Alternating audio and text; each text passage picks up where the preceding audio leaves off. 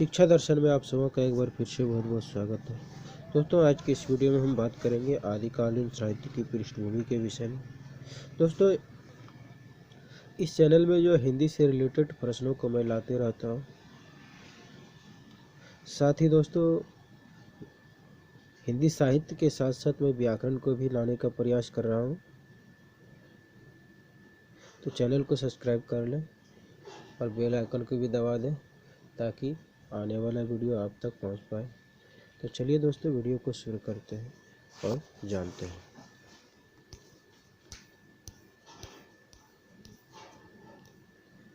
आदिकालीन साहित्य की पृष्ठभूमि। साहित्य का मूल उत्सव जीवन है और विभिन्न प्रकार की सामयिक स्थितियां, परिस्थितियां तथा परिवेश के घटना चक्र मिलकर जीवन के सद असद रूपों का सृजन करते हैं। दोस्तों, साहित्य का जो मूल है वह उत्स जीवन है। विभिन्न प्रकार की सामयिक स्थितियां, परिस्थितियां और परिवेश के घटना चक्र मिलकर के जीवन के सद असद रूपों का सृजन करते हैं। इसलिए कहा जाता है कि साहित्य अगर लोक चेतना का संवाहक है तो लोक चेतना युग विशेष की राजनीति, धर्म, दर्शन, संस्कृति तथा वैचारिक पृष्ठभूमि को प्रभावित करती है। दोस्तों, कहा जाता है कि साहित्य अगर लोक चेतना का संवाहक है तो लोक चेतना युग विशेष की राजनीति, धर्म, दर्शन, संस्कृति और वैचारिक पृष्ठभूमि को प्रभावित करते हैं। यह परिस्थितियां साहित्यकार को साहित्य रचना हेतु प्रेरणा देती है। इन्हीं तथ्यों को ध्यान में रखते हुए आदिकाल की परिस्थितियों पर विचार आवश्यक है। यही परिस्थितियां साहित्यकार को साहित्य की रचना करने के लिए प्रेरणा देती है, प्रेरणा मिलती है। इन्हीं तथ्यों को ध्यान में रखते हुए आदिकाल की परिस्थितियों पर इस प्रकार से विचार किया जा सकता है। तो पहला है ऐतिहासिक परिस्थिति। ऐतिहासिक परिस्थितियाँ। हिंदी साहित्य का जन्म ऐसे समय हुआ जब भारत पर मुसलमानों का आक्रमण आरंभ हो गए थे। राजपूत एवं हिंदू शासक स्वरक्षा में लगे हुए थे। हर्ष की मृत्यु के उपरांत भारत में केंद्रीय शक्ति का अभाव था। दोस्तों, इसमें साहित्य का जन्म ऐसे समय में हुआ है जिस समय भारत पर मुसलमानों का आक्रमण हो रहा था। राजपूत और हिंदू शासक अपनी सुरक्षा में लगे हुए थे। हर्ष की मृत्यु के बाद भारत में केंद्रीय शक्ति का अभाव शुरू हो गया था। 7वीं 8वीं शताब्दी से 12वीं शताब्दी तक के राजनीतिक घटना चक्र ने हिंदी साहित्य की भाषा और भाव दोनों ही दृष्टि से प्रभावित किया। आगे चलकर के साहित्य को भाषा और भाव दोनों ही दृष्टि से प्रभावित किया है। 7वीं 8वीं शताब्दी से 12वीं शताब्दी तक के राजनीतिक घटना चक्र ने हिंदी साहित्य को भाषा और भाव दोनों ही दृष्टि से प्रभावित किए हैं। हर्ष की मृत्यु के बाद प्रतिहार, तोमर, गुज्जर, राठौर, चौहान, चंदेल, परमार आदि छोटे छोटे राजवंश सामंतवादी प्रथा को प्रोत्साहन मिला। दोस्तों, हर्ष की मृत्यु के बाद प्रतिहार, तोमर, गुज्जर, राठौर, चौहान, चंदेल, परमार इन सभी छोटे छोटे राजवंशों ने सत्ता संघर्ष में लिप्त हो गए और इन राजवंशों पर परस्पर युद्ध कला एवं विघटन से सामंतवादी प्रथा को प्रोत्साहन मिला। इस प्रकार से इन सभी राजवंशों में परस्पर युद्ध होना शुरू हो गया। युद्ध के साथ कलह विघटन से सामंतवादी प्रथा को प्रोत्साहन मिला। निरंकुश शासन प्रणाली से राजनीतिक चेतना और विदेशी आक्रमणकारियों से मुकाबला करने की शक्ति भी क्षीण होती चली गई।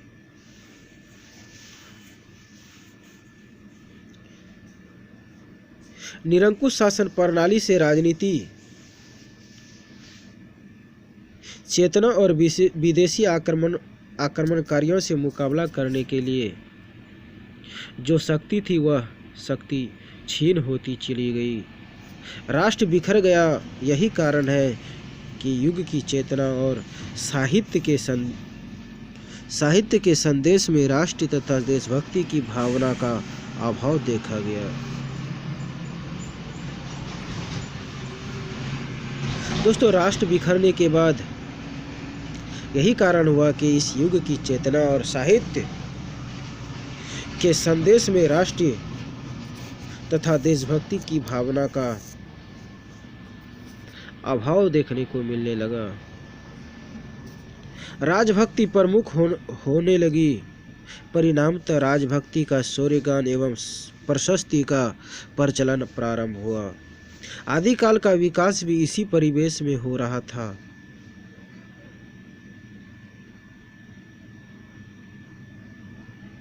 राजभक्ति प्रस्तुत होने लगे थे। परिणाम यह हुआ कि राजभक्ति का शौर्यगान और प्रशस्ति का प्रचलन प्रारंभ हो गया। आदिकाल का विकास भी इसी परिवेश में हो रहा था।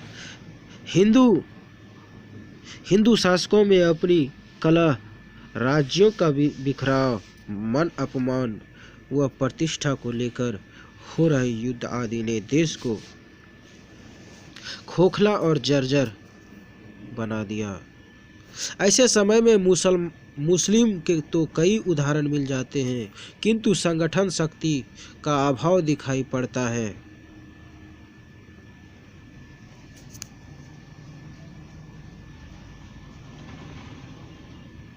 दोस्तों, हिंदू शासकों में अपनी कला, राज्यों का बिखराव, मन अपमान और प्रतिष्ठा को लेकर के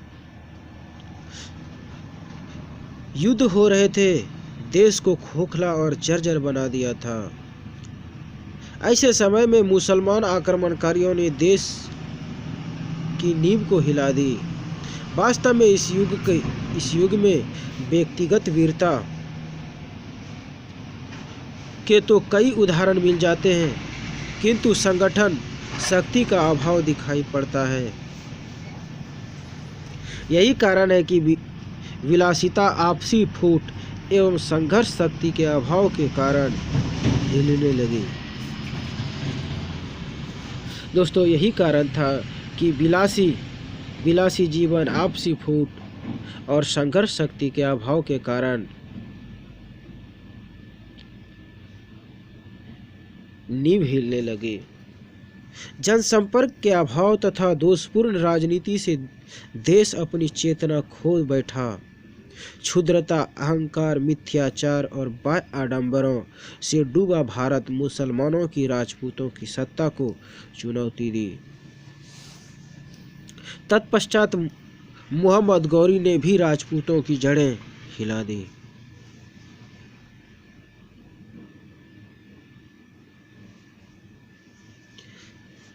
ऐसे समय में जनसंपर्क के अभाव और दोषपूर्ण राजनीति से देश की चेतना खो बैठे।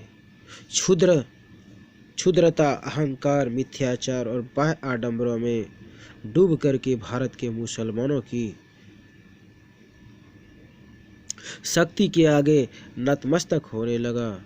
मोहम्मद गजनी के आक्रमण ने शक्तिशाली राजपूतों की सत्ता को चुनौती दे डाली। इसके पश्चात ही मोहम्मद गौरी ने भी राजपूतों की जड़ को हिलाकर रख दी। गौरी के पश्चात कुतुबुद्दीन ऐबक ने भारत की सत्ता संभाली तथा लगभग सारे हिंदू प्रदेश पर राज्य किया। आदिकाल की काल सीमा में शासन करने वाले तुर्क अफगानों से युद्ध वर्णन उपलब्ध है। दोस्तों, इसके बाद गौरी के पश्चात कुतुबुद्दीन ऐबक ने भारत की सत्ता को संभाल ली और लगभग सारे हिंदू प्रदेशों में राज किया। आदिकाल की काल सीमा में शासन करने वाले तुर्क अफगानों से हुए युद्ध वर्णन उपलब्ध हैं। अव्यवस्था, लूटमार तथा बिखराव के इस युग में कवियों ने दरबारी आश्रय भी ग्रहण किया था और उनकी प्रशस्ति के गान लिखे थे। दोस्तों, इस परिस्थिति में, इस अव्यवस्था, लूटमार तथा बिखराव के इस युग में कवियों ने दरबारी आश्रय भी ग्रहण कर लिए थे और उनकी प्रशस्ति के गान भी लिखा करते थे। ऐसे परिवेश में राजनीति स्थिति में जन्मे आदिकालीन साहित्य की प्रमुख प्रवृत्तियां इसी कारण वीरता और श्रृंगार बनी। दोस्तों, ऐसे परिवेश में ही राजनीति परिस्थिति में जन्मे आदिकालीन साहित्य की प्रमुख प्रवृत्तियां इसी कारण वीरता और श्रृंगार बनी। यद्यपि इस युग में नीति, शक्ति या धर्म और लोक को भी साहित्य में अपनाया गया, परंतु प्रधानता युद्ध वर्णन और शौर्य गानों की रही। इस विषय में डॉक्टर राजनाथ शर्मा का कथन उल्लेखनीय है।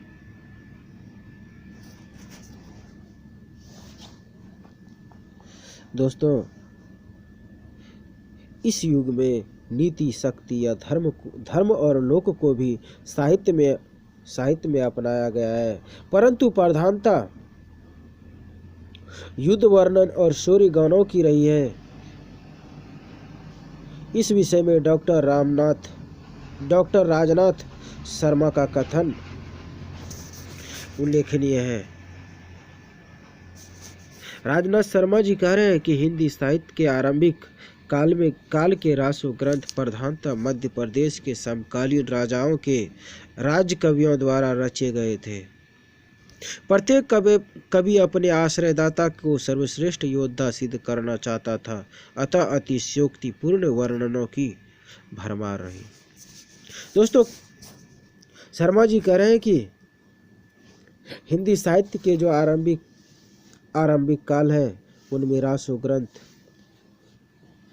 प्रधानतः मध्य प्रदेश के समकालीन राजाओं के राज्य कवियों द्वारा रची गई थी। प्रत्येक कवि अपने आश्रयदाता को सर्वश्रेष्ठ योद्धा सिद्ध करना चाहते थे, अतः अतिशयोक्तिपूर्वक वर्णनों की भरमार रही है। एक विशेष बात यह है कि मुस्लिम शासकों के दरबार में हिंदू कवि थे तथा हिंदू शासकों के दरबार में मुस्लिम विद्वान थे, अतः परस्पर सांस्कृतिक आदान प्रदान भी था। आत्मरक्षा के लिए किए गए संघर्ष का परिणाम हमें पूर्व मध्य युग की कविता में देखने को मिलता है।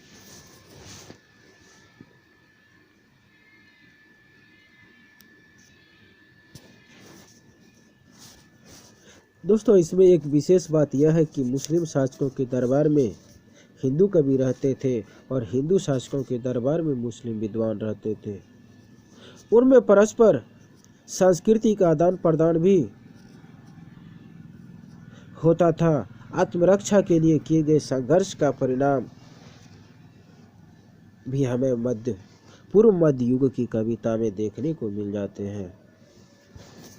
इस प्रकार राजपूतों के उदय तथा उसके अद्भुत शौर्य भरे कारनामे यदि युगीन साहित्य में समाहित हुए तो पराजित हिंदुओं के अहिंसक विश्वास का जैन बौद्ध धर्म से संबंध साहित्य ने उजागर किया। चंद्र बरदाई, विद्यापति, अमीर खुसरो तथा इन अन्य कवियों के साहित्य में इसे सहज ही देखा जा सकता है।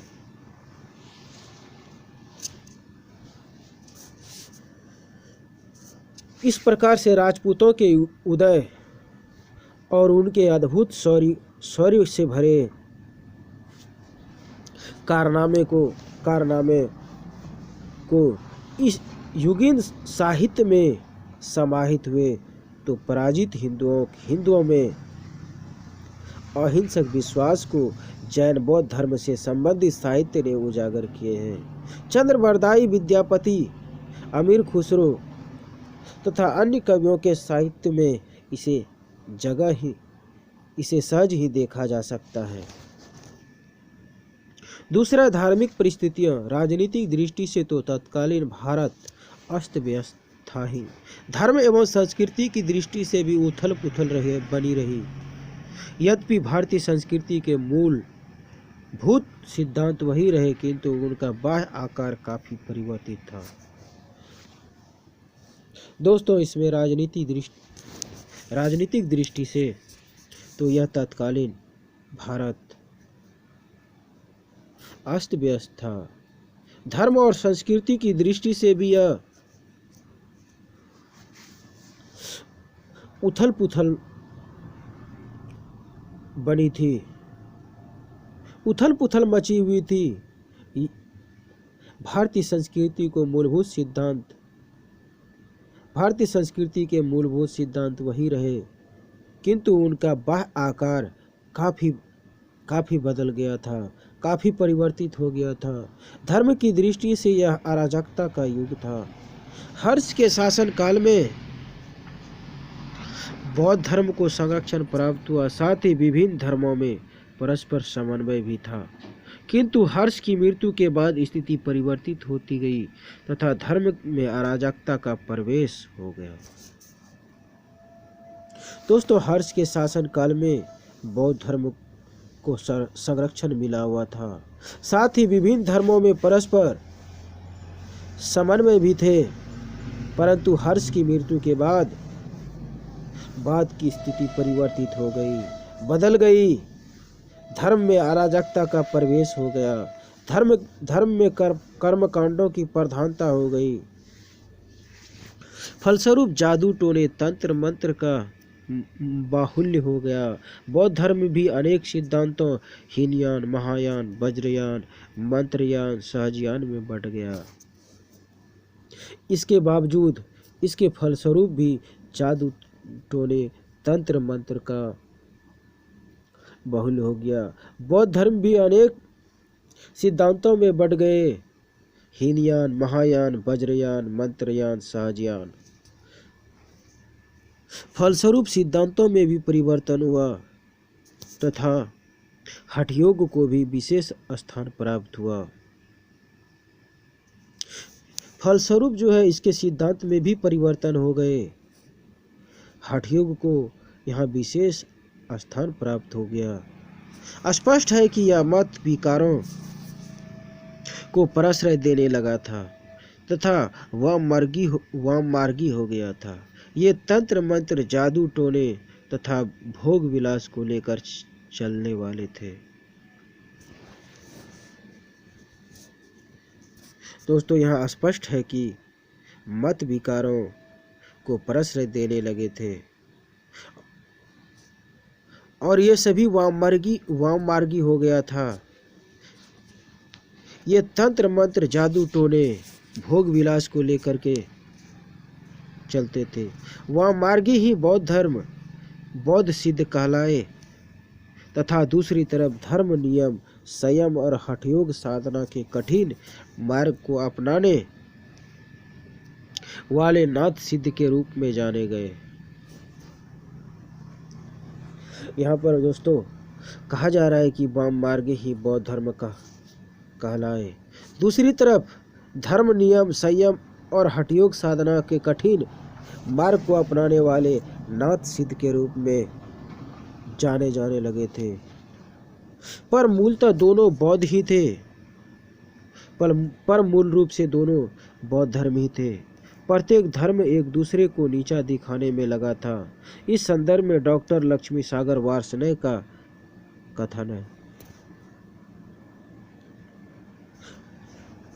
यहाँ पर प्रत्येक धर्म एक दूसरे को नीचा दिखाने का काम कर रहे थे।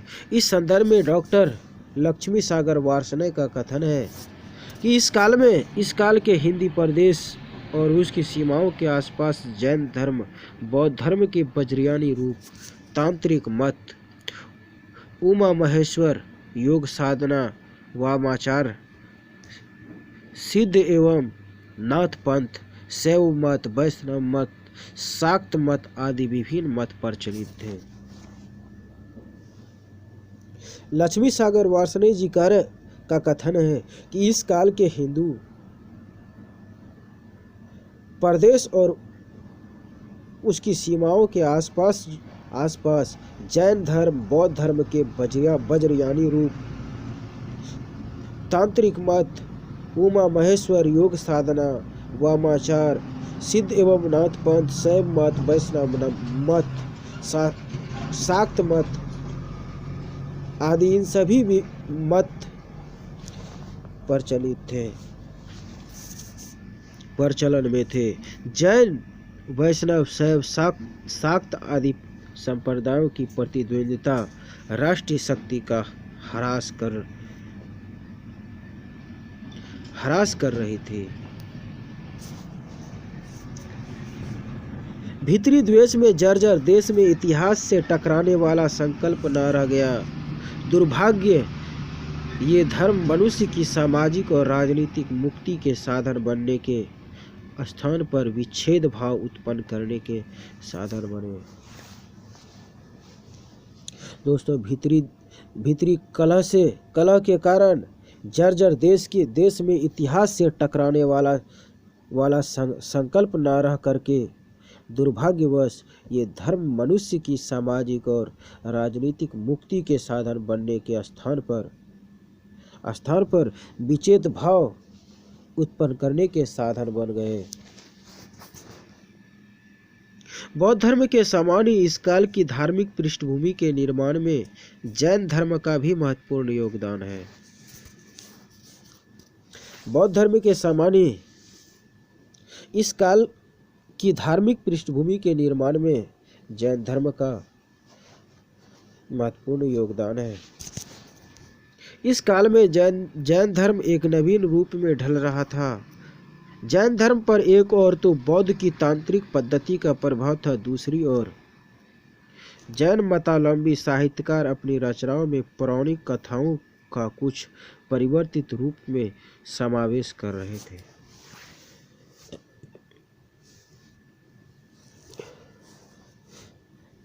जैन धर्म पर एक ओर बौद्ध की तांत्रिक पद्धति का प्रभाव था तो दूसरी ओर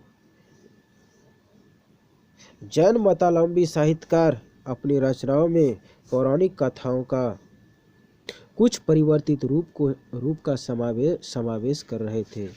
इस काल की धार्मिक स्थिति का अध्ययन करते समय यह बात भी ध्यान देने योग्य है कि इस समय के शासक न केवल अलग अलग धर्मों के अनुयायी थे, बल्कि वे इस धर्म के प्रचार प्रसार में सहायक भी थे। दोस्तों, इस काल की धार्मिक स्थिति का अध्ययन करने से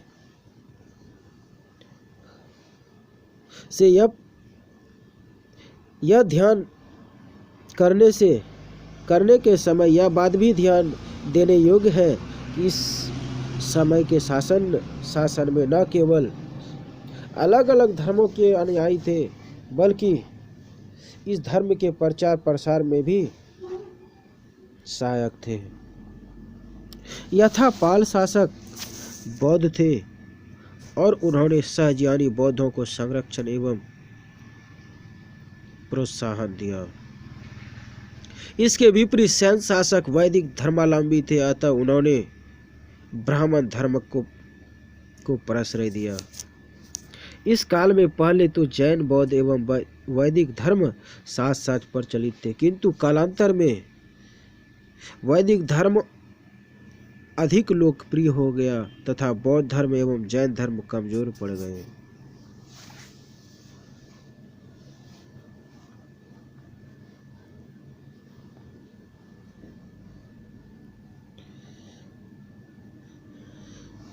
दोस्तों, पाल शासक बौद्ध धर्म थे और उन्होंने सहजानी बौद्धों को संरक्षण दिया था और प्रोत्साहन भी दिया था। इसके विपरीत सैन्य शासक वैदिक धर्मावलंबी थे, अतः उन्होंने ब्रह्म धर्म को प्रश्रय दिया था। ब्राह्मण धर्म को प्रश्रय दिया था, आश्रय दिया था। इस काल में पहले तो जैन, बौद्ध एवं वैदिक धर्म साथ साथ प्रचलित थे, किंतु कालांतर में वैदिक धर्म अधिक लोकप्रिय हो गए तथा बौद्ध धर्म, जैन धर्म कमजोर पड़ गए। बौद्ध धर्म एवं जैन धर्म कमजोर पड़ गए। इसका कारण था इस धर्मों की अहिंसा आधारित नीति, जो उस समय के युद्ध काल के अनुरूप नहीं था। इसी कारण शैव मत अधिक लोकप्रिय हो गया। दोस्तों, इसका जो मुख्य कारण था इन धर्मों की अहिंसा आधारित नीति, जो उस समय के युद्ध काल के अनुरूप नहीं थे। इसी कारण शैव मत अधिक लोकप्रिय हो गया था। सैन्य शासक तथा मालवा के शासक वैदिक मतावलंबी थे। कलचुरित शासक शैव थे तथा गाड़वार स्मार्त थे। अनेक राजपूत राजा भी किसी न किसी रूप में ब्राह्मण धर्म को ही मानते थे।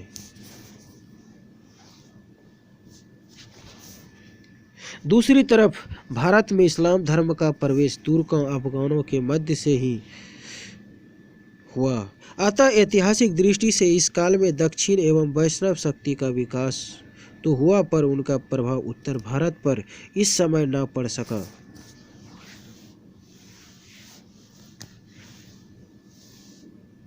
दोस्तों, दूसरी तरफ जो है भारत में इस्लाम धर्म का प्रवेश तुर्की, अफगान के मध्य से हुआ, परंतु ऐतिहासिक दृष्टि से इस काल में दक्षिण में वैष्णव शक्ति का विकास हुआ। उसका प्रभाव उत्तर भारत पर इस समय नहीं पड़ सका। इस युग में तंत्र मंत्र, टोने टोटके, इस्लाम की बढ़ती शक्ति, अनेक धार्मिक दल, सांप्रदायिक द्वेष एक साथ देखने को मिलते हैं। दोस्तों, इस युग में तंत्र मंत्र, टोने टोटके, इस्लाम की बढ़ती शक्ति, अनेक धार्मिक दल, संप्रदाय, द्वेष एक साथ देखने को मिल जाते हैं। धर्म का वास्तविक स्वरूप किसी के सामने स्पष्ट न था और न ही उसे स्पष्ट करने वाले कोई सद्गुरु ही था। इस विषय परिस्थितियों ने साहित्य को प्रभावित किया। उनके कर्मकांड और आडंबर यहाँ भी प्रवेश कर गए।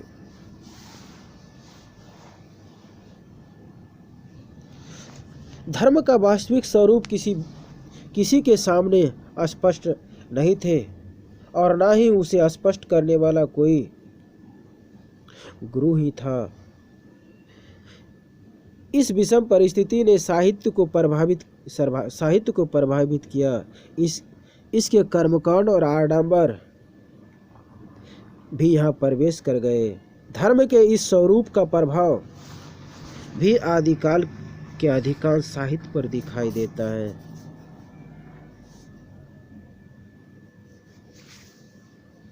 दोस्तों, धर्म के इस स्वरूप का प्रभाव आदिकाल के अधिकांश साहित्य में देखने को मिल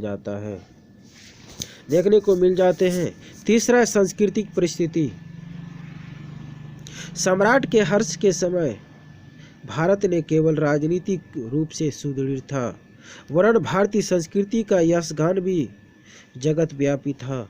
भारत संसार के अत्यधिक सभ्य देशों में गिना जाता था तथा यहाँ की सभ्यता अति विकसित थी। सांस्कृतिक परिस्थितियाँ। दोस्तों, इसमें सम्राट हर्ष के समय में भारत न केवल राजनीतिक दृष्टि से सुदृढ़ थे, बल्कि भारतीय संस्कृति का यशगान भी जगत में व्यापक था।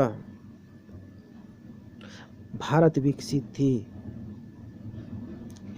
तत्कालीन समाज की सभ्यता की झलक स्थापत्य, मूर्ति एवं संगीत कला में दिखती है। भुवनेश्वर, खजुराहो, सोमनाथ के मंदिर इसी कथन के प्रमाण है। तत्कालीन समाज में सभ्यता की झलक स्थापना मूर्ति एवं संगीत कला में दिखाई पड़ते हैं, जो कि भुवनेश्वर, खजुराहो, सोमनाथ के मंदिर इसी कथन के मुख्य प्रमाण हैं। हिंदी साहित्य के आदिकाल का प्रारंभ ऐसे ही अवस्था में हुआ जबकि आदिकाल के समापन के समय भारत पर मुस्लिम संस्कृति ने अपनी प्रभाव छोड़ दिया था।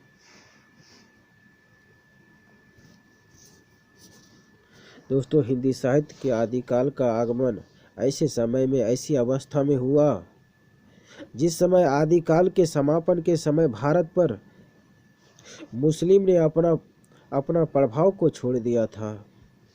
भारत में मुस्लिम संस्कृति के परिवेश के समय यहाँ के विभिन्न जातियों, मतों, आचारों विचारों आदि में दीर्घ काल से चली आती हुई समन्वय की एक व्यापक प्रक्रिया पूर्णता को पहुंचा रही थी। स्पष्ट है कि आक्रमण के फलस्वरूप इस्लाम की संस्कृति भारत आई। ऐसे में हिंदू एवं मुस्लिम संस्कृति का एक दूसरे से प्रभावित होना सहज ही था। दोस्तों, यहाँ स्पष्ट है कि आक्रमण के फलस्वरूप इस्लाम की संस्कृति भारत में आ गई। ऐसे में हिंदू और मुस्लिम की संस्कृति एक दूसरे से प्रभावित होना शुरू हो गया था। एक दूसरे से प्रभावित होना स्वाभाविक था।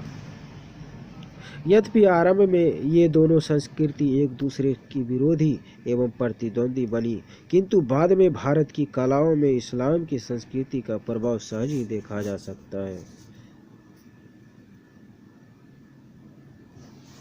दोस्तों, प्रारंभ में ये दोनों संस्कृति एक दूसरे के विरोधी और प्रतिद्वंदी बन गई, परंतु बाद में भारत की कलाओं में इस्लाम की संस्कृति का प्रभाव सहज ही देखने को मिल जाते हैं।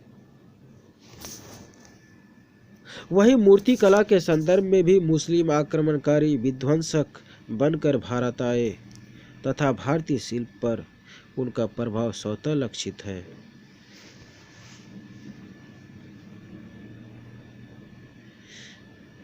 वही मूर्ति कला के संदर्भ में मुस्लिम आक्रमणकारी विध्वंसक बनकर के भारत आए और भारतीय शिल्प पर उनका प्रभाव स्वतः ही लक्षित हो गया। अभिप्राय यह है कि आदिकाल संक्रमण काल ही था, अतः दोनों संस्कृतियों ने किसी न किसी रूप में एक दूसरे से प्रभाव ग्रहण किया था। तो चौथा है दोस्तों, सामाजिक आर्थिक परिस्थितियां। इस युग में निरंतर युद्धों ने जनजीवन को भी अस्थिर कर दिया था। जनता की ओर राजाओं का ध्यान नहीं गया। देश की राजनीति, धार्मिक और सांस्कृतिक परिस्थितियों का प्रभाव सामाजिक व आर्थिक स्थिति पर भी पड़ा। इस युग में दोस्तों निरंतर युद्धों ने जीवन को अस्त व्यस्त कर दिया और स्थिर कर दिया। जनता की और राजाओं का ध्यान नहीं पहुंच पाया। देश की राजनीति, धार्मिक और सांस्कृतिक स्थितियों का प्रभाव सामाजिक व आर्थिक स्थिति पर भी पड़ गया। इन्हीं के फलस्वरूप समाज कई वर्गों में विभक्त हो गया। कोई भी संगठित सामाजिक व्यवस्था नहीं थी। धार्मिक अराजकता ने सामाजिक जीवन को आडंबर युक्त बना दिया था। दोस्तों, इन्हीं के फलस्वरूप समाज कई वर्गों में बढ़ गए। कोई भी संगठित सामाजिक व्यवस्था नहीं थी। धार्मिक अराजकता ने सामाजिक जीवन को आडंबर युक्त बना दिया था, आडंबर से भर दिया था। ब्राह्मणों का प्रभुत्व कम हुआ राजपूत व क्षत्रिय जातियों प्रभावशाली होने लगी। राजा अपनी शौर्य गाथाओं और प्रशस्तियों के आदी हो चुके थे, किंतु दुर्भाग्यवश उनका लक्ष्य राष्ट्रहित नहीं वरन निजी स्वार्थ थे। दोस्तों, इस समय ब्राह्मणों का प्रभुत्व कम हो गया था। राजपूत और क्षत्रिय जाति प्रभावशाली होने लगी थी। राजा अपनी शौर्य गाथाओं और प्रशस्तियों के आदी हो चुके थे, किंतु दुर्भाग्य से उनका जो लक्ष्य है वह राष्ट्रहित नहीं था, बल्कि उनका निजी स्वार्थ था, अपना स्वार्थ था। व्यक्तिगत स्पर्धाओं की मानो होड़ लगी थी। समाज में जाति प्रथा एवं वर्ण व्यवस्था अपने चरम पर थी। सामाजिक रीति रिवाज और विधि विधानों का कट्टर प्रचलन समाज को तोड़ रहा था। व्यक्तिगत स्पर्धाओं की बात करें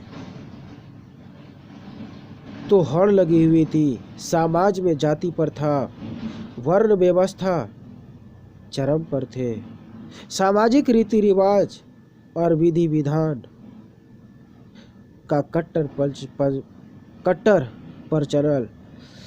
प्रचलन समाज को तोड़ रहे थे। जनता निराश्रित थी, क्योंकि धर्म एवं शासन दोनों ही उसे संबल नहीं मिल रहा था। युद्ध लिप्सा ने जनता को पूरी तरह तोड़ दिया था। ईश्वर को लेकर भी मतभिन्नता थी। उच्च वर्ग और निम्न वर्ग की खाई और अधिक चौड़ी होती जा रही थी।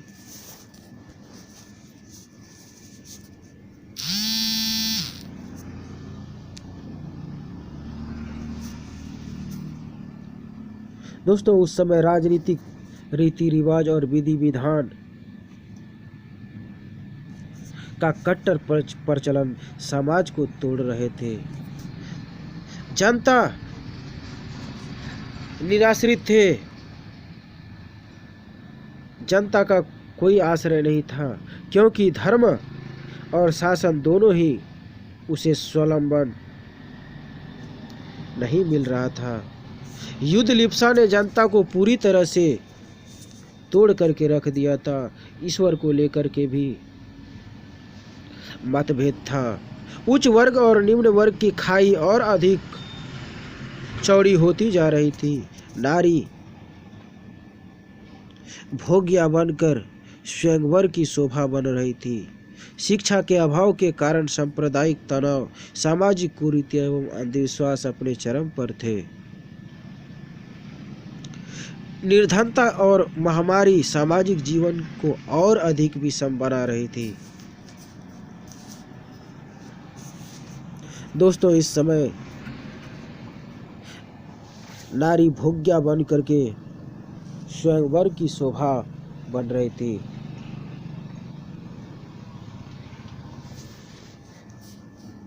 शिक्षा का अभाव था। शिक्षा के अभाव के कारण सांप्रदायिक तनाव बढ़ रहे थे। सामाजिक कुरीतियां और अंधविश्वास चरम पर पहुंच गई थी। निर्धनता और महामारी सामाजिक जीवन को और अधिक विषम बना रही थी। इस विकट परिस्थितियों में भी आदिकालीन कवियों ने काव्य रचना की सामग्री जुटाई। समाज में घटित चक्र साहित्य में भी प्रतिबिंबित होने लगा। दोस्तों, इस विकट परिस्थितियों में भी आदिकाल के कवियों ने काव्य रचना की सामग्री को जुटाने का काम किए हैं। समाज में घटित चक्र साहित्य में भी प्रतिबिंबित करने का काम किए। उनके वर्गों में विभाजित समाज, अनेक वर्गों में विभाजित समाज अपने आदर्श खो चुका था। समाज की संकीर्णता अनेक प्रतिबंधों में अभिव्यक्ति पाने लगी थी। इस संदर्भ में डॉक्टर लक्ष्मी सागर वार्ष्णेय का कथन उल्लेखनीय है। वार्ष्णेय जी कहते हैं, इस काल के समाज में विभिन्न वर्गों में विविध प्रकार के उत्सव और वस्त्र भूषणों के प्रति प्रेम प्रचलित था। आखेट, मल्लयुद्ध, द्यूत, क्रीड़ा, संगीत, नृत्य आदि मनोरंजन के साधन थे। कवियों का विशेष आदर था। भुवनेश्वर, कोणार्क और पुरी के मंदिरों की अद्भुत कला के माध्यम से तत्कालीन जीवन की विविधतापूर्वक प्रेरणा स्पष्ट हो जाती है। दोस्तों, डॉक्टर लक्ष्मी सागर वार्ष्णेय जी का कथन है कि इस काल के समाज में विभिन्न वर्गों के विभिन्न प्रकार के उत्सव और आभूषण के प्रति प्रेम का प्रचलन था। आखेट, मल्लयुद्ध, द्यूत क्रीड़ा, संगीत, नृत्य ये सभी मनोरंजन के साधन थे। कवियों का विशेष आदर होता था। भुवनेश्वर, कोणार्क और पुरी के मंदिरों की अद्भुत कला के माध्यम से तत्कालीन जीवन की विविधतापूर्वक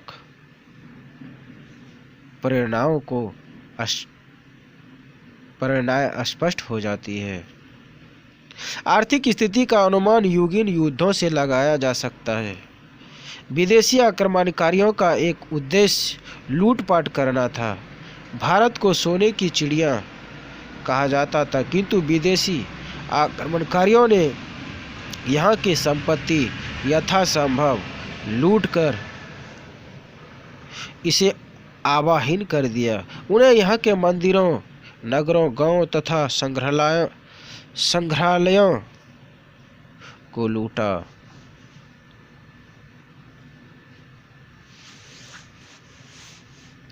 दोस्तों, आर्थिक स्थितियों का अनुमान युगीन युद्धों से लगाया जा सकता है। यहाँ विदेशी आक्रमणकारियों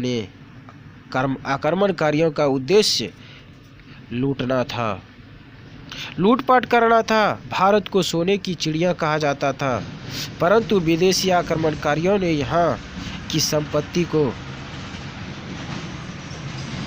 भरपूर लूटा।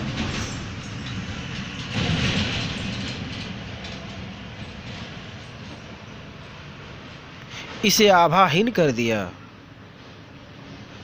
उन्होंने यहाँ के मंदिरों, नगरों, गांवों, साथ ही संग्रहालय को भी लूट लिया गया। प्रतिदिन की लूटपाट का दुष्प्रभाव अर्थ व्यवस्था तथा सामाजिक व्यवस्था पर काफी पड़ रहा था। जनता लूटमार से आक्रांत थी। अंधविश्वास, अपनी सीमा से बाहर जाकर निर्वाह किए जाने वाले रीति रिवाज तथा तरह तरह के विधि विधान समाज को खोखला कर रहे थे। दोस्तों, प्रतिदिन लूटपाट का दुष्प्रभाव जो है वह अर्थव्यवस्था, सामाजिक व्यवस्था को पर काफी प्रभाव पड़ रहे थे। जनता लूटमार से त्रस्त थे। अंधविश्वास, अपनी सीमा से बाहर जा कर के निर्वाह किए जाने वाले रीति रिवाज, तरह तरह के विधि विधान समाज को खोखला बना रहे थे, खोखला कर रहे थे। शासक वर्ग भोग विलास में पड़े थे। आर्थिक उद्धार तथा सामाजिक कल्याण के लिए पूर्णतः निष्क्रिय थे। उस समय के शासक वर्ग के लोग भोग विलास में पड़ चुके थे। आर्थिक उद्धार और सामाजिक कल्याण के लिए पूर्णतः निष्क्रिय हो गए थे, समाप्त हो गए थे। अतः स्पष्ट है कि यह युग धर्म और संस्कृति की तरह सामाजिक एवं आर्थिक दृष्टि से भी अराजकता का युग था। जमींदारी शासक भूस्वामी के आधिपत्य का यह काल साहित्य में भी मुखर हुआ। दोस्तों, स्पष्ट है कि इस धर्म और संस्कृति की तरह ही सामाजिक और आर्थिक दृष्टि से अराजकता का युग था। जमींदारी शासन, भूस्वामी के आधिपत्य का यह काल साहित्य में भी मुखर हुआ है। भक्ति से श्रृंगार का मिश्रण, धर्म से अंधविश्वास और कुरीतियों का मिश्रण, जाति पाति मानसिक अशांति का मिश्रण, सब इसी तथ्य के साक्षी हैं। ये सभी जो है इसी के साक्षी हैं। इस सब को सहज ही आदिकाल में देखा जा सकता है।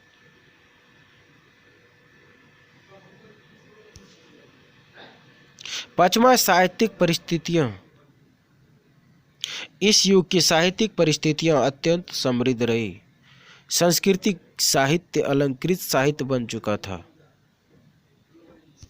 साथ ही अपभ्रंश प्राकृत साहित्य की धारा तथा हिंदी भाषा की साहित्यिक धारा प्रचलन में थी। दोस्तों, इस युग में साहित्यिक परिस्थिति अत्यंत समृद्ध थे। सांस्कृतिक साहित्यिक अलंकृत साहित्य बन चुका था। समाज ही अपभ्रंश प्राकृत साहित्य की धारा हिंदी भाषा के साहित्यिक धारा प्रचलन में थी। इस काल में भाषा और साहित्य का पर्याप्त विकास हुआ। संस्कृत काव्यधारा के लोकप्रिय कवि कुंतक, क्षेमेंद्र, अभिनव गुप्त, कुमारिल भट्ट, विश्वनाथ, श्रीहर्ष, जयदेव, भवभूति जैसे साहित्यकार एक साथ देखने को मिल जाते हैं। दोस्तों, इस काल में भाषा और साहित्य पर पर्याप्त जो विकास हुआ है, उसमें संस्कृत काव्यधारा के लोकप्रिय कवि जो हैं वो कुंतक, क्षेमेंद्र, अभिनव गुप्त, कुमारिल भट्ट, विश्वनाथ, श्रीहर्ष, जयदेव, भवभूति, ये सभी साहित्यकार एक साथ देखने को मिल जाते हैं। दूसरी ओर प्रकृति और अपभ्रंश भाषाओं के साहित्य पर दृष्टि डालने पर भी उत्कृष्ट साहित्य की झलक दिखती है। स्वयंभू, पुष्पदंत, धनपाल जैसे कवियों ने उत्कृष्ट ग्रंथों की रचना की। दूसरी ओर प्रकृति और अपभ्रंश की भाषाओं में जो साहित्य पर दृष्टि डालने वाले उत्कृष्ट साहित्यकार की झलक दिखाई पड़ते हैं, वे हैं स्वयंभू, पुष्पदंत, धनपाल जैसे उत्कृष्ट ग्रंथों की रचना करने वाले हैं। इन्हीं रचनाओं में प्राकृत, अपभ्रंश तथा पुरानी हिंदी का मिश्रित रूप मिलता है। दूसरी ओर सरहप्पा, लुइप्पा, कन्हप्पा तथा गोरक्षनाथ जैसे सिद्धनाथ कवि अपभ्रंश के साथ लोक भाषा हिंदी का प्रयोग कर रहे थे। दोस्तों, इनकी रचनाओं में प्राकृत, अपभ्रंश तथा पुरानी हिंदी का मिश्रित रूप मिलते हैं। दूसरी ओर सरहप्पा, लुइप्पा, कन्हप्पा, गोरक्षनाथ जैसे सिद्धनाथ कवि अपभ्रंश के साथ लोक भाषा हिंदी का प्रयोग कर रहे थे। राजशेखर की कर्पूर मंजरी, अमरुक कस्तक तथा हाल की आर्या सप्तशती रचना आर्या सप्तशती अपभ्रंश की उत्तम कृतियां हैं। दोस्तों, उत्तम अपभ्रंश की जो उत्तम कृतियां हैं वह राजशेखर की कर्पूर मंजरी, अमरुक शतक तथा हाल की आर्या सप्तशती हैं। वास्तव में इस काल की तीन भाषाएं, तीन तरह की रचनाएं प्रवृत्तियों की सूचक बनी।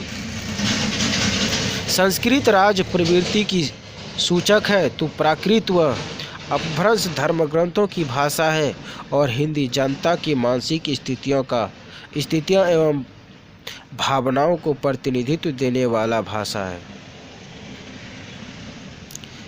दोस्तों, वास्तव में जो है यह काल तीन भाषाओं की तीन तरह की रचनाएं प्रवृत्तियों की सूची बनी है। उनमें संस्कृत राज प्रवृत्ति की सूचक है, तो प्राकृत व अपभ्रंश धर्म ग्रंथों की भाषा है। हिंदी जनता की मानसिक स्थितियों एवं भावनाओं के प्रतिनिधित्व देने वाली भाषा है। संस्कृत में जहाँ आचार्य कवि हुए जिनकी रचनाएं अनुकरणीय थी, दूसरी तरफ अपभ्रंश में लिखा गया साहित्य था। दोस्तों, संस्कृत में जहाँ आचार्य कवि हुए और जिनकी रचनाएं अनुकरणीय थी, दूसरी तरफ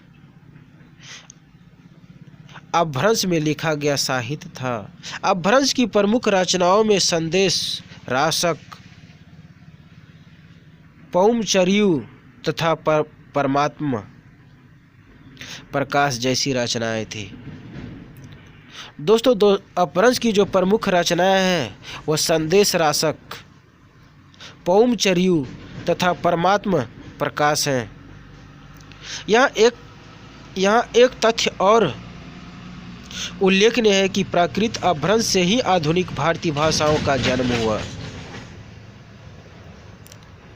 दोस्तों, यहाँ पर जो एक तथ्य का उल्लेख है कि प्राकृत अपभ्रंश से ही आधुनिक भारतीय भाषाओं का जन्म हुआ है। अपभ्रंश के परवर्ती रूप को ही अवहट या पुरानी हिंदी कहा जाता है।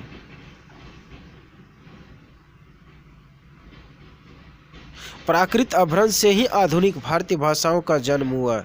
अपभ्रंश से परवर्ती रूप को ही अवहट या पुरानी हिंदी कहा जाता है। आदिकाल में वीरगाथाएं और प्रशस्तियां अधिक लिखी गई, जिनका कारण आश्रयदाता राजाओं के शौर्यगान की प्रवृत्ति रही है।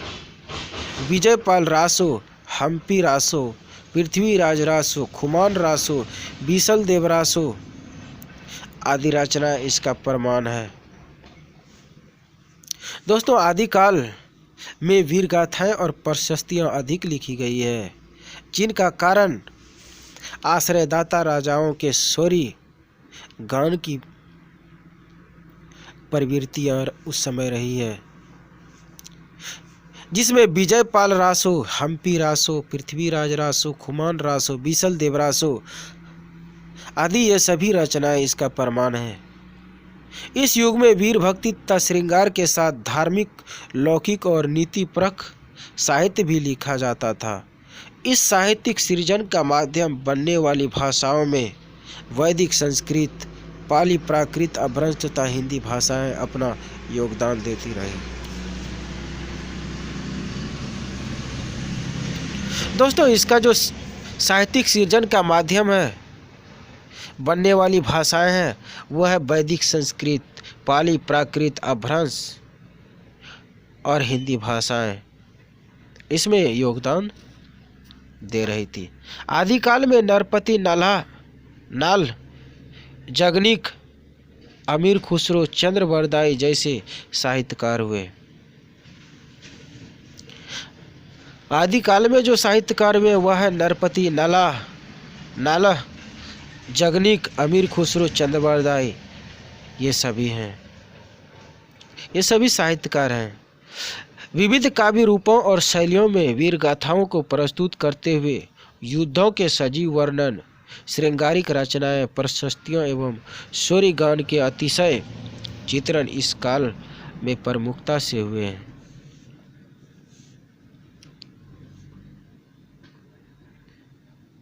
दोस्तों, यह कहा जा रहा है कि विभिन्न प्रकार के काव्य रूपों और शैलियों में वीर गाथाओं को प्रस्तुत करते हुए युद्धों के सजीव वर्णन, श्रृंगारिक रचनाएं, प्रशस्तियों और शौर्य गान के अतिशय चित्रण इस काल में प्रस्तुत हुआ है। आदिकालीन साहित्य पर प्रभाव। यह तो स्पष्ट ही है कि आदिकालीन राजनीतिक, सामाजिक, धार्मिक एवं सांस्कृतिक बिखराव का काल है। इस परिस्थितियों ने उस युग के साहित्य और साहित्यकारों को प्रत्यक्ष और अप्रत्यक्ष रूप से प्रभावित किया। दोस्तों, स्पष्ट है कि आदिकाल में राजनीतिक, सामाजिक, धार्मिक और सांस्कृतिक बिखराव का काल है। इस परिस्थितियों ने युग के साहित्य और साहित्यकारों को प्रत्यक्ष और अप्रत्यक्ष दोनों रूपों से प्रभावित किए हैं। वस्तुतः समय एवं परिस्थितियों ही साहित्य को आकार प्रदान करती है, साथ ही जनसामान्य को दिशा देने का काम करती है। वास्तव में जो है समय और परिस्थितियां साहित्य को आकार प्रदान करने का काम करती है, साथ ही जनसामान्य को दिशा भी देने का काम करती है। शासक एवं जनसामान्य को ही साहित्य ने वाणी दी। साहित्यिक सामग्री और साहित्यकारों की मानसिकता की द्योतक बनी। साहित्य प्रवृत्तियां उस युग की परिस्थितियों से प्रभावित और नियंत्रित होती रही। दोस्तों, कहा जा रहा है कि जनसामान्य को दिशा देने का काम करती है शासक, और जनसामान्य को साहित्य ने वाणी दी है। साहित्यिक सामग्री और साहित्यकारों की मानसिकता का द्योतक बनी। साहित्यिक प्रवृत्तियां उस युग की परिस्थितियों से प्रभावित और नियंत्रित होती रही थी। इस काल की विकट एवं उलझी हुई परिस्थितियों में एक भाषा का विकसित होना सहज नहीं था। अतः यही कारण है कि इस युग में एक साथ कई भाषाओं में और विविधता पूर्वक साहित्य रचा गया। इस संदर्भ में आचार्य रामचंद्र शुक्ल का कथन है उल्लेखनीय है। जबकि प्रत्येक देश का साहित्य वहाँ की जनता की चित्तवृत्ति का संचित प्रतिबिंब होता है, तब यह निश्चित है कि जनता की चित्तवृत्ति के परिवर्तन के साथ साथ साहित्य के स्वरूप में भी परिवर्तन होता चला जाता है। जनता की चित्तवृत्ति बहुत कुछ राजनीतिक, सामाजिक, सांप्रदायिक तथा धार्मिक परिस्थितियों के अनुसार होती है। अतः कारण स्वरूप इस परिस्थितियों का किंचित दिग्दर्शन भी साथ ही साथ आवश्यक होता है। दोस्तों, आचार्य रामचंद्र शुक्ल जी का कथन है कि जब प्रत्येक देश की साहित्य वहाँ की जनता की चित्तवृत्तियों का संचित प्रतिबिंब होते हैं, तब यह निश्चित हो जाता है कि जनता की चित्तवृत्ति के परिवर्तन के साथ साथ साहित्य के स्वरूप में भी परिवर्तन होता चला जाता है। जनता की चित्तवृत्ति बहुत कुछ राजनीतिक, सामाजिक, सांप्रदायिक और धार्मिक परिस्थितियों के अनुसार होती है। अतः कारण स्पष्ट है कि इस परिस्थितियों का किंचित दिग्दर्शन भी साथ ही साथ आवश्यक होता है।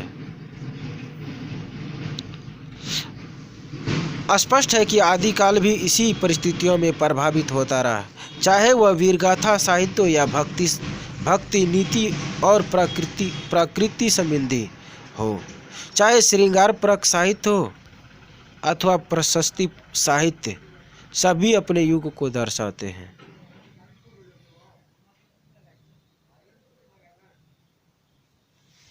दोस्तों, स्पष्ट है कि आदिकाल भी इन्हीं परिस्थितियों से प्रभावित होता है, चाहे वह वीरगाथा साहित्य हो या भक्ति, नीति और प्राकृति संबंधी हो, चाहे वह से श्रृंगारिक साहित्य हो अथवा प्रशस्ति साहित्य, सभी अपने युग को दर्शाते हैं।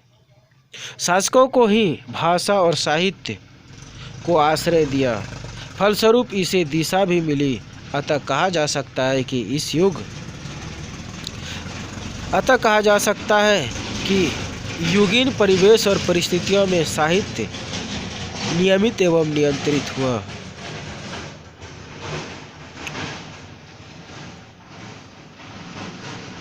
दोस्तों, यहाँ कहा जा रहा है कि शासकों ने ही भाषा और साहित्य को आश्रय दिया, फलस्वरूप इसे दिशा भी मिल गई। अतः कहा जा सकता है कि युगीन परिवेश और परिस्थितियों से ही साहित्य नियमित और नियंत्रित हुए हैं।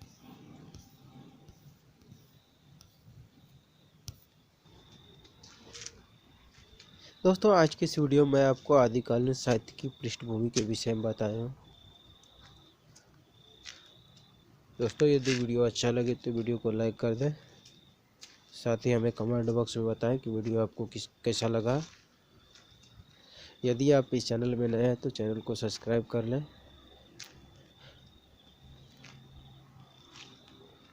तो आज के लिए इस वीडियो में इतना ही, फिर मिलते हैं अगले वीडियो में। तब तक के लिए धन्यवाद।